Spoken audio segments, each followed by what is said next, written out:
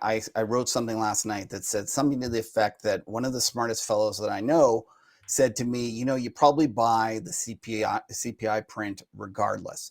And Mm, his thinking was that if we end up having a weak inflation number, well, there it is. Inflation is kind of peaked, so you can buy it safely there. And if we end up having a strong inflation number, it'll probably be the last one. And the mm, reason is that if you look at the, yield curve, if you look at inflation break evens, if you look at what commodities have done, there's a wide array of different indicators that are showing that basically peak inflation is behind us.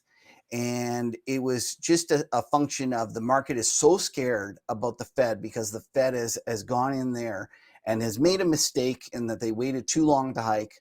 And now that they're hiking, we're worried about them creating an error the other way. And that same fellow that I was speaking to, we were kind of lamenting how confusing and how many cross currents there are about this market. right. And we both agreed, and he's even older than me and much more successful. He said this is the most difficult macro setup I've ever seen in terms of all the different pieces. And we think about inflation, and we'll talk about inflation is just had its peak, and yet inflation break evens or inflation swaps that people trade have already been going down for the past 3 months. They peaked in March or in April when finally Jay Powell pivoted. So Right. we have everyone hyperventilating about the latest print is 9-1, where the market has already gone ahead and discounted the fact that inflation is going to come down.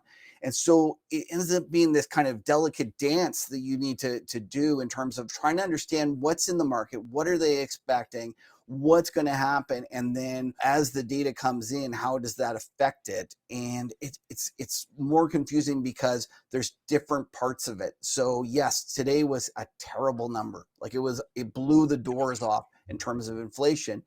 And yet, if you look at it, bonds are up, Right. and we had this the US dollar's down, and all the things that you wouldn't have expected if it really was if it was as bad as everyone thought are occurring. And so that leads me to believe that there's a good chance that we're getting close to the point where all of the worst is priced in,